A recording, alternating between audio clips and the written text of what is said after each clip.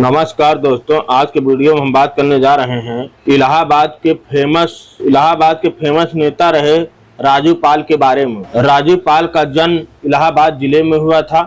राजू पाल अपने माता पिता की इकलौती संतान थे। उनके पिता बांकीलाल मूल रूप से निहालपुर करेली के रहने वाले थे और डेयरी का संचालन करते थे। उनकी माता रानी पाल एएनएम थी और नीवा की रहने वाली थी। नौकरी के सिलसिले में रानी मायके में ही रहती थी और इसलिए बचपन से ही राजू का लालन पालन ननिहाल में हुआ।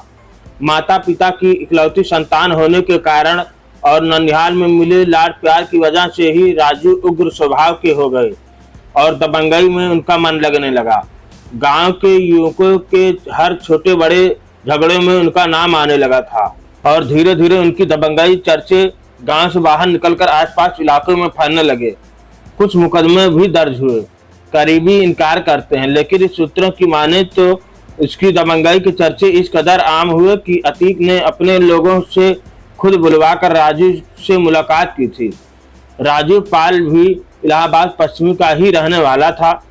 उस वक्त राजू पाल पर लूट, अपहरण जैसे अपराधों में शामिल होने के आरोप लगे हुए थे। राजू पाल इलाहाबाद के धूमनगंज थाने का हिस्ट्री शीटर था। दरअसल उस दौर में राजू पाल अतीक अहमद का सबसे खास हुआ करता था और अपराध की दुनिया में उसका दाहिना हाथ माना जाता था। फिर एक समय ऐसा आया कि वर्चस्व की लड़ाई के कारण दोनों के बीच खटपट शुरू हो गई। इसी दौरान वह पड़ोसी जनपद के बसपा के एक कद्दावर नेता के संपर्क में आ गया। दरअसल साल 2002 में राजू पाल ने अतीक अहमद की देखा देखी राजनीति में एंट्री कर ली। इसके बाद से दोनों के बीच दुश्मनी बढ़ गई। साल 2004 में अतीक अहमद फूलपुर से सांसद बना तो इलाहाबाद शहर पश्चिमी सीट खाली हो गई।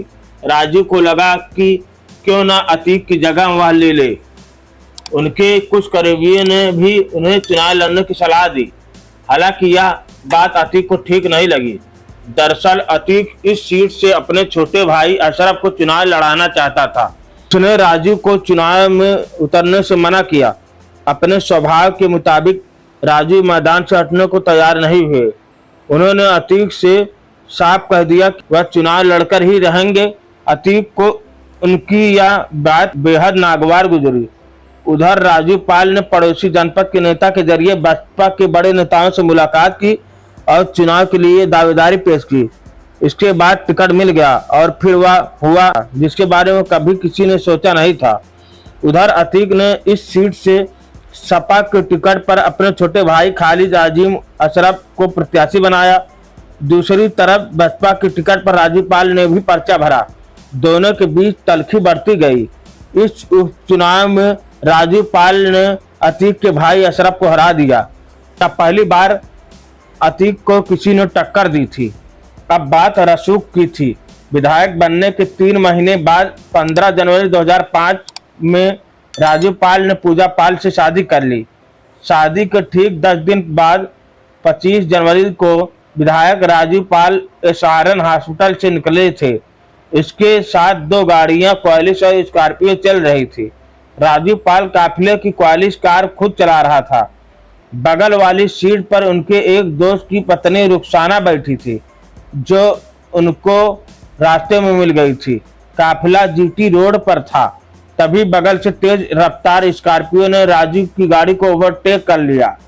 राजू पाल कुछ समझ पाता इसके पहले ही एक गोली सामने का शीशा चीरते हुए सीने में घुस गई। गाड़ी धीमी हुई।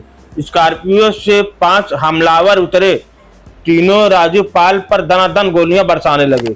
बाकी 2 हमलावर ने पीछे चल रही गाड़ियों पर गोलियां बरसाई।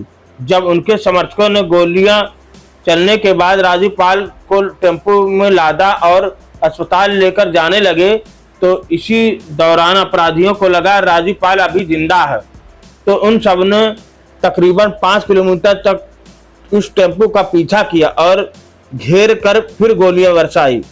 वे सभी हर हाल में राजू पाल को मारना चाहते थे। इस हमले में राजू पाल और उनके साथ बैठे संदीप यादव और देवीलाल की मौत हो गई। पोस्टमार्टम में डॉक्टरों ने राजू के शरीर से कुल 19 गोलियां निकाली थी। विधायक को गोली मारने की घटना पूरे शहर में आग की तरह फैल गई। अतीक का खौफ इतना था, पुलिस वाले ने पोस्टमार्टम रातों रात करवा दिया और शव का अंतिम संस्कार करवा दिया। इस हत्याकांड से लोग आक्रोशित हो उठे थे। राजू पाल की हत्या के बाद कई दिनों तक शहर में बवाल, हंगामा, आगजनी की घटनाएं हुई। दिन दहाड़े हुए इस सनसनीखेज हत्याकांड ने पूरे प्रदेश को हिलाकर रख दिया।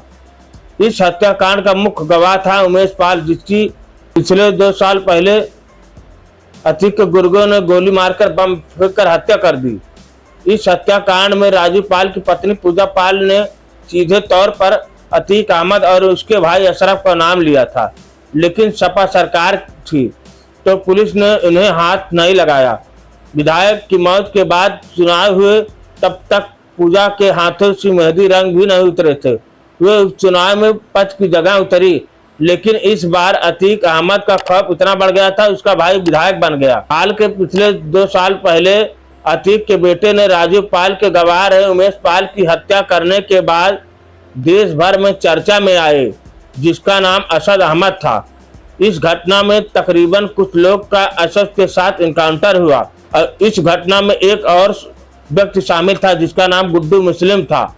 गुड्डू मुस्लिम अब तक फरार है। इस घटना के बाद अतीक और उसके भाई उमर खालिद की मेडिकल टेस्ट के लिए अस्पताल में ले आया गया था, जहां कुछ नवयुवकों ने दोनों की हत्या कर सनसनी फैला दी थी।